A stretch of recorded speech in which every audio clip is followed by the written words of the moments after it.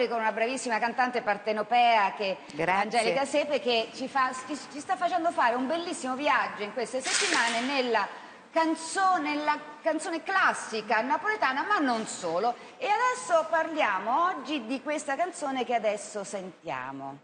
Napoli è mille colori,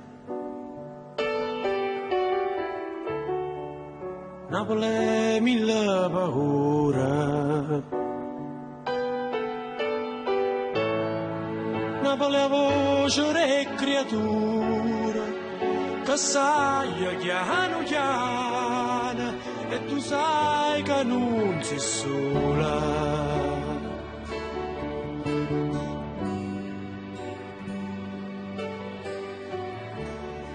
Grandissimo artista Pino Daniele. Unico. Angelica, ci racconti com'è nata l'idea di questa canzone? Allora, si racconta che Pino l'abbia scritta mentre studiava per diventare ragioniere. Quindi nel retro di una macelleria scrive questa canzone, che è di una bellezza unica, perché Napoli è mille colori, Napoli è una carta sporca, è una cartolina di Napoli ed è anche il testimone di una nuova musica, perché nel 1977 iniziamo con una Napoli diversa rispetto alla musica classica.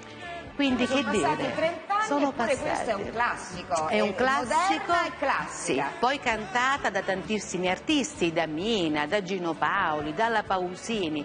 È un pezzo unico perché è un pezzo vero, è un pezzo emozionante e racconta delle contraddizioni di Napoli, ma alla fine Napoli è così, è proprio come la definisce Pino Daniele. Ho detto Napoli mille colori, però sì, è una carta sporca e nessuno se ne importa. Ma no, dai, non diciamo sempre, è vero che è così, però Napoli è in grande ripresa, dai.